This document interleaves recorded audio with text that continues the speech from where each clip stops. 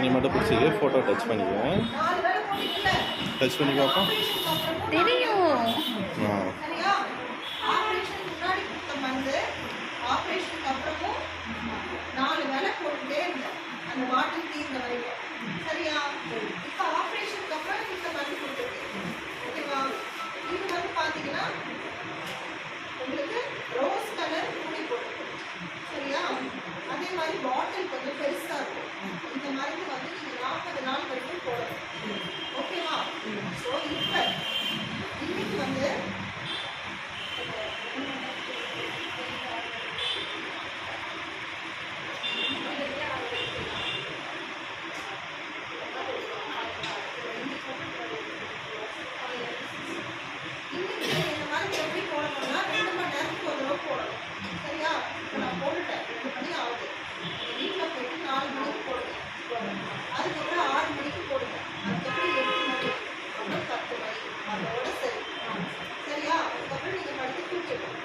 காலையில் எந்திரிச்ச உடனே 6 7 எந்திரிச்ச உடனே இந்த மருந்து போட ஆரம்பிக்கணும்.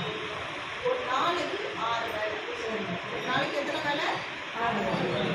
இந்த மருந்து வந்து ஒரு நாளைக்கு 6 வேலை போடுங்க. அந்த மருந்து எத்தனை வேலை போடுவீங்க? 4 வேலை. அவ்வளோதான். சரியா? இந்த 2 மருந்து தான் நீங்கள் போடணும் ஒரு வாரம் வரைக்கும். அதுக்கப்புறம் நான் வந்து சொல்லுவேன் 5 நிமிஷம் கழிச்சு. இந்த 2 மருந்து போடும்போது 5 நிமிஷம் கேப் கொடுத்துருவோம். சரிங்களா? ஒரு மருந்து ஒன்று மேலே ஒன்றும் போடக்கூடாது. ஒரு மருந்து போடு, 5 நிமிஷம் கழிச்சு சரியா? எத்தனை வேலை போடுவீங்க இந்த மருந்து? 6 வேலை. பழைய மருந்து அவ்வளோதான். சரியா? மாத்திரையே தேவைப்படாதுமா. ஆனாலும் நாங்கள் வலி மாத்திரை கொடுத்துருக்குறோம். அதான் அது ஒரு 5 மாத்திரை தான் கொடுத்துருக்குறோம். நீங்கள் போட்டு மத்தியானம் போட்டீங்களா? ராத்திரி ஒன்று போட்டுக்கோங்க.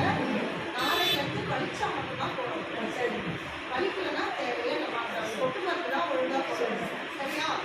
நாளைக்கு காலையில் எல்லாருமே கழுத்து கீழே உடம்பு குளிக்கலாம். ஆனால் முகத்தை கழுவக்கூடாது.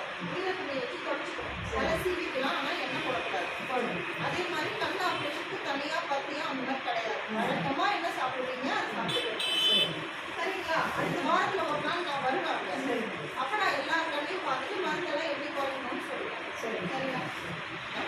ஆமாம்.